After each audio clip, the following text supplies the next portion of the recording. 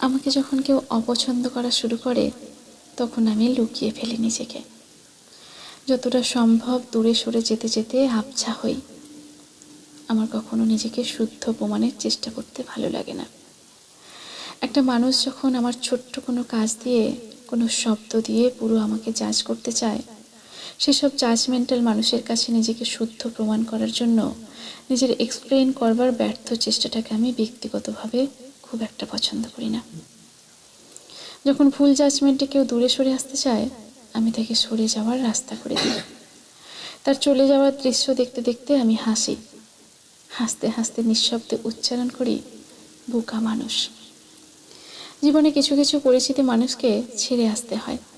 ছেড়ে না আসলে এরা গলার কাঁটা হয়ে আটকে থাকে। কাঁটা তুলে না ফেললে ক্ষতের সৃষ্টি হয়। ক্ষত মানুষকে ব্যথা দিতে দিতে জীবন আনন্দকে নিঃশেষ করে ফেলে। সবসময় উচ্চস্বরে প্রতিবাদ করতে নেই। শব্দহীন নীরব প্রতিবাদও অনেক সময় সুন্দর হয়। মানুষটা ভাবলো সে জিতে গেল, আমি জানলাম আমি হারিনি। এটাই আমার বিজয়, আমার সুখ, আমার আনন্দ। যদি কখনো তুমি বুঝতে না পারো কেন তোমাকে না জানিয়ে আনফ্রেন্ড অথবা ব্লক করা হলো, তাহলে বুঝে নিয়ে প্রিয়, এটা তোমার কোনো জাজমেন্টেরই নীরব প্রতিবাদ। আমি জাজমেন্টাল, সুশীল এবং উন্নত প্রজাতির প্রাণী অপছন্দ করি।